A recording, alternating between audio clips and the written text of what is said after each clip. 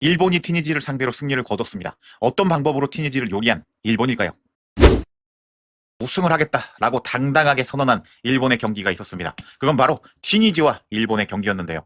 일본은 피파 랭킹 18위, 튀니지는 피파 랭킹 45위 팀으로 피파 랭킹만 봐도 일본이 유리했고, 그리고 경기가 시작되기 전에 배당을 살펴보면 일본의 승리 확률을 74%, 그리고 무승부 확률이 21%가 나올 만큼 이번 경기는 모든 것이 일본에게 유리한 경기였습니다. 하지만 오늘 새벽에 있었던 네덜란드와 스웨덴의 경기에서 네덜란드가 5대1로 승리하면서 일본은 이번 경기 전에 머리가 아프다고 할 수 있었는데, 현재 일본은 3위에 랭크되어 있습니다.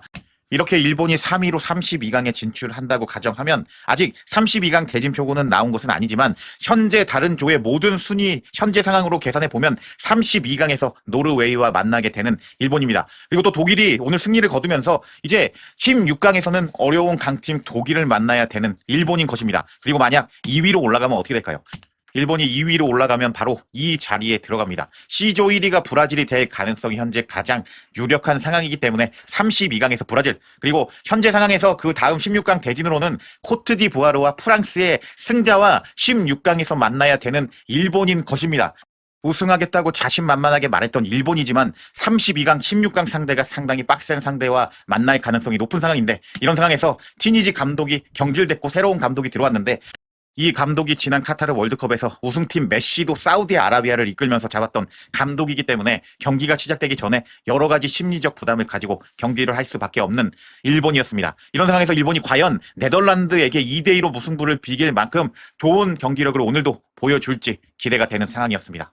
이런 상황에서 일본의 라인업이 공개가 되었는데, 일본의 최전방 공격수는 우에다가 나왔습니다. 전형적인 스트라이커로 박스 안에서 움직임이 좋은 선수죠. 그 다음에 이 선에는 타나카 아오가 나왔는데요. 이 선수는 원래 중앙 미드필더 출신으로 경기 조율형입니다. 패스 센스가 좋아서 득점보다는 이제 연결해주는 역할입니다. 그리고 이제 이토 주냐가 핵심 선수인데 일본에서 제일 위협적인 유형 중에 하나입니다. 스피드가 빠르고 직선 돌파 잘하고 크로스도 올리고 역습에 특화된 선수로, 이제 한국 선수로 비유하자면 잘했을 때 전성기의 황희찬 느낌이 난다라고 보시면 되겠습니다.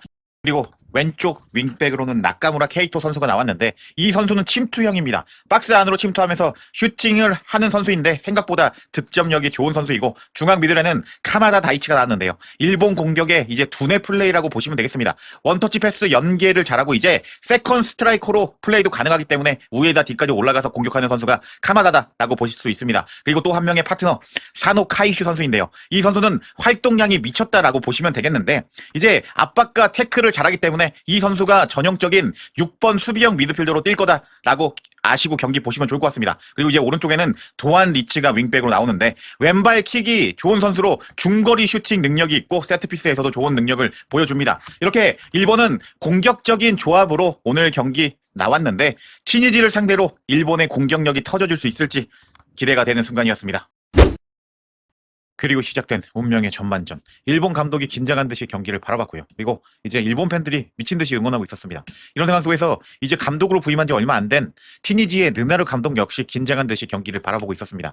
그리고 시작과 동시에 첫 슈팅은 튀니지가 날렸습니다. 메브리 선수가 기습적인 중거리 슈팅을 때렸는데요. 이게 진짜 종이 한 장 차이로 빗나가면서 초반부터 일본을 철렁하게 만드는 튀니지였습니다. 이제 기습적인 슈팅 아까웠다라고 평할 수 있겠고요. 그리고 나서 본격적으로 일본이 튀니지를 두드려 패기 시작합니다. 선제골을 바로 넣어버린 일본인 것인데요. 카마다가 넣습니다. 어떻게 넣느냐?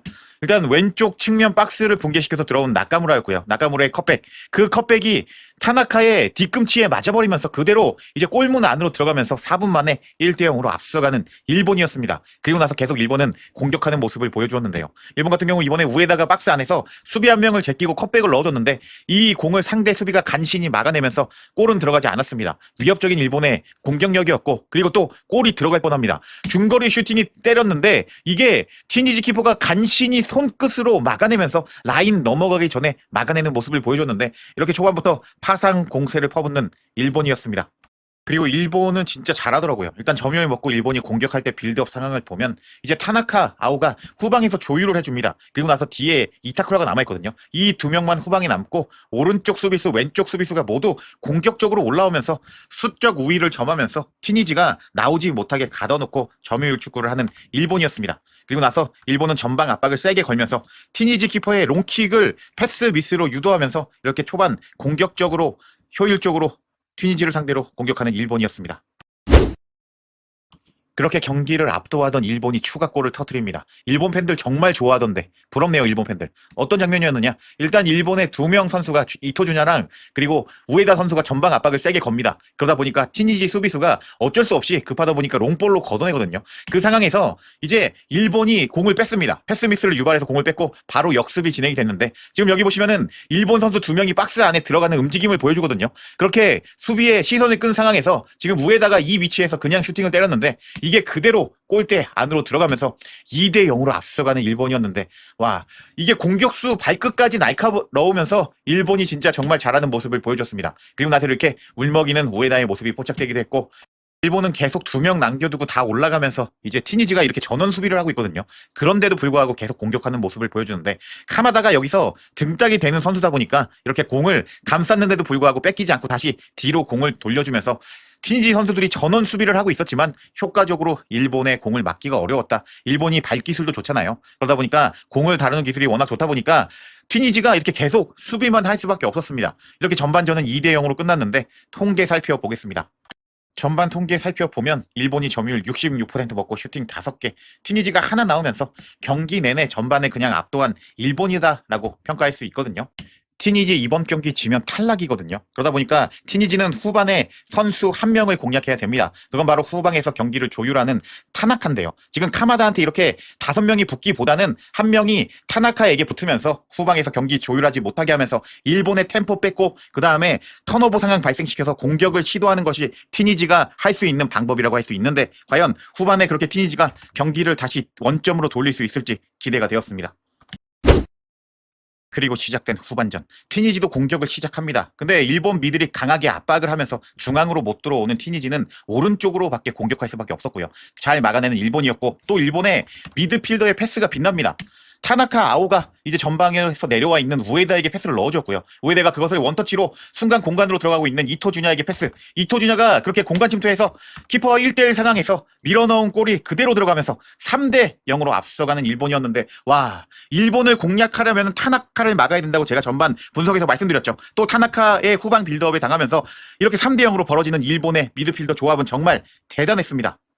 그렇게 3대 0으로 벌어지자 튀니지 선수들이 사실상 경기를 포기하는 듯한 표정을 지으면서 멘탈이 터진 모습을 보여줬는데요. 오늘 일본은 정말 대단한 모습을 보여줬는데 핵심 선수는 타나카 그리고 카마다 그리고 나서 꾸준히 일을 해주는 사노의 그 미들 조합이라고 할 수 있겠는데 이 미들 조합을 월드컵에서 어떤 팀이 깨부술 수 있을지 한번 지켜봐야겠네요. 이번 영상이 마음에 드셨다면 하이프 꼭 부탁드립니다. 시청 감사합니다. 핸섬 브라더스 여러분들.